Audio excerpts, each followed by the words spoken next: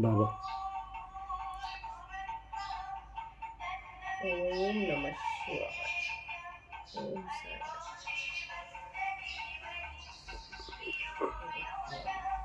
బాబా గురు బ్రహ్మ గురు విష్ణు గురు మహేశ్వర గురు సాక్షాత్ పరబ్రహ్మ తస్మై శ్రీ గురువే నమః. బాబా గురువు యొక్క గొప్పతనాన్ని సాక్షాత్ ఈ సృష్టికి తెలియజేసిన వ్యక్తి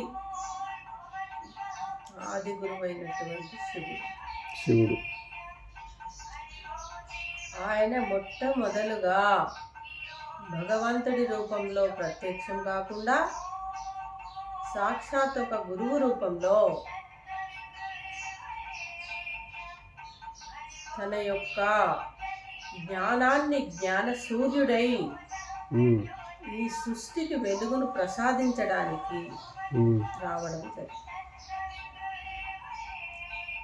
పరమ గురువులు ఎవరు మరి? ఆది గురువును సేవించినటువంటి ఆది గురువు ఎంచుకున్నటువంటి సత్యస్వరూపులే పరమ గురువులై. ఆ పరమ గురువుల తర్వాత వచ్చేవారే సద్గురువు. మరి ఆ సద్గురువులు సత్మార్గాన్ని చూపించేవాళ్ళు, లైవ్గా ఉండే వాళ్ళనే సద్గురు అంటారు. పరమ గురువు అంటే దేహం వదిలి వారి యొక్క శక్తి, ఈ ప్రపంచంలో నిలిచిపోయిన శక్తినే పరమ గురువుగా భావిస్తారు. మరి ఆది గురువు అంటే ఆది అంతం అంతా పరమశివుడే. సృష్టి స్థితి లయకారకుడు ఆయనే.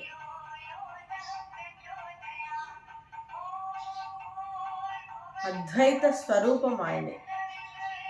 ఆయన నుంచి పుట్టుకొచ్చిందే ముక్కోటి దేవత స్వరూపం. ఆయననే జ్ఞాన సూర్యుడిగా చెప్పబడుతుంది. ఆ జ్ఞాన సూర్యుడు ఈ భూమిపైకి వచ్చినటువంటి మరుక్షణమే ఏమైతుంది నాన్న? కలియుగం అంతిమమైపోతుంది. ఈ అంతిమ సమయంలో సాక్షాత్ ఆ యొక్క పరమేశ్వరునికి, ఆ యొక్క ఆది గురువుకు ఎవరైతే శరణాగతి అవుతారో వారి యొక్క మనస్సు, బుద్ధి, సంస్కారం 84 జన్మలకు శక్తి, ఆత్మబలం, ఆనంద స్థితి తెలుసుకోగలుగుతాం.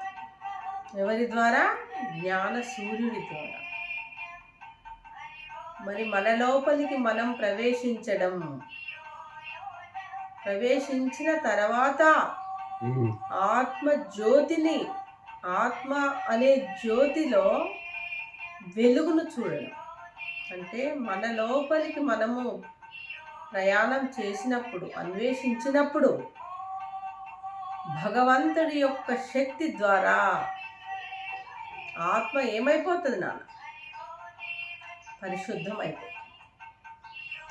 ఆత్మ పరిశుద్ధ స్థితి ద్వారా నీలో ఉన్న అజ్ఞాన తిమిరాలు మాయమైపోతాయి. మాయమైనప్పుడు ఒక జ్ఞానం అనే వెలుగు అంటే దీపం అనుకుంటాం.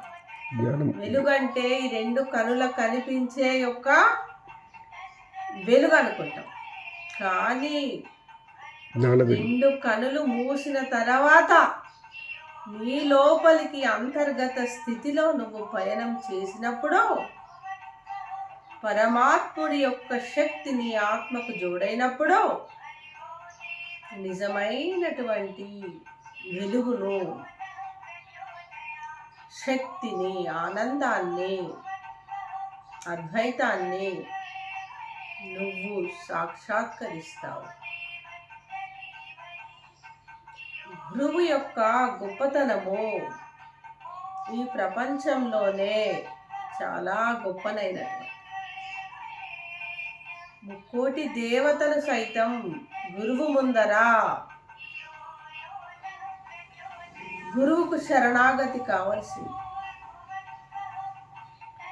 ఆ దేవతా స్థితిగతి ఎట్లా రాబడుతుంది అంటే, ఒక గురువు యొక్క జ్ఞానబోధ ద్వారా నీ లోపల దాగి ఉన్నటువంటి ఒక శివజ్యోతి వెలుగును నీవు రుచి చూడగలుగుతావు. ఆనంద స్థితిని పొందగలుగుతావు.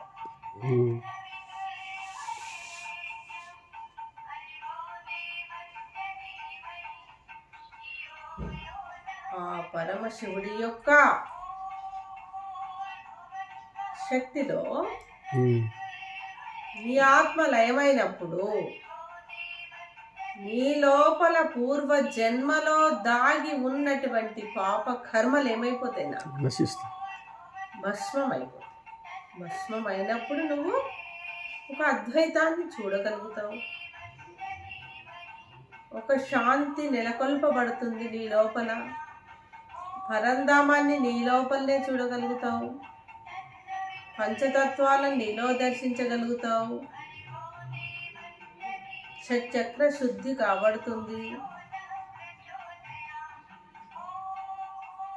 14 భువనాలు మన లోపలనే.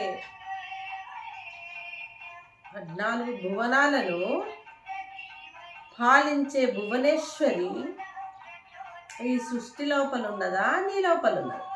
అంటే ప్రతి మనిషి